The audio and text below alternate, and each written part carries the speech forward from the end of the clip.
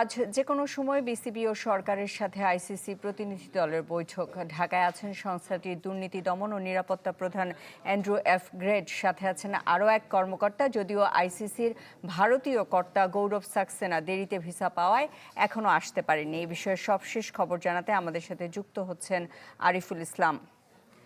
আরিফ, এ বিষয়ে আপনার কাছে আর কি তথ্য আছে জানাবেন?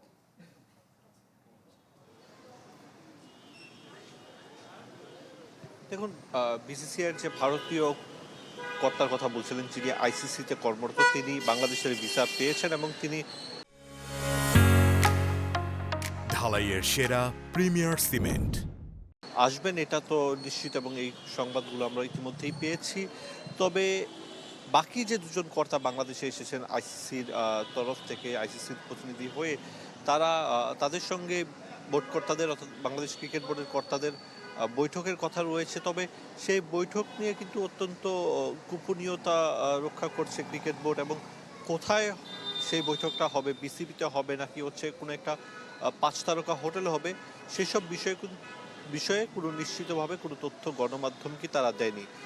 রাজধানীর ওয়েস্টিনে উঠেছে, এতটুকু আমরা নিশ্চিত হতে পেরেছি যে যারা আইসিসির দুজন এসেছিলেন তারা ওয়েস্টিনে আছেন, এতটুকু পর্যন্ত জানা গেছে। এবং সেখান থেকে মিটিংটা আসলে কোথায় হবে, শেরাটনে হবে নাকি হচ্ছে আপনার বিসিবিতে হবে, সেই তথ্যটা এখন পর্যন্ত দেয়নি। এবং যতটুকু আমরা গুঞ্জন শুনতে পেয়েছি সেটা হচ্ছে তাদের সঙ্গে কথা বলা হয়েছে কিংবা একটা আলোচনা চলছে।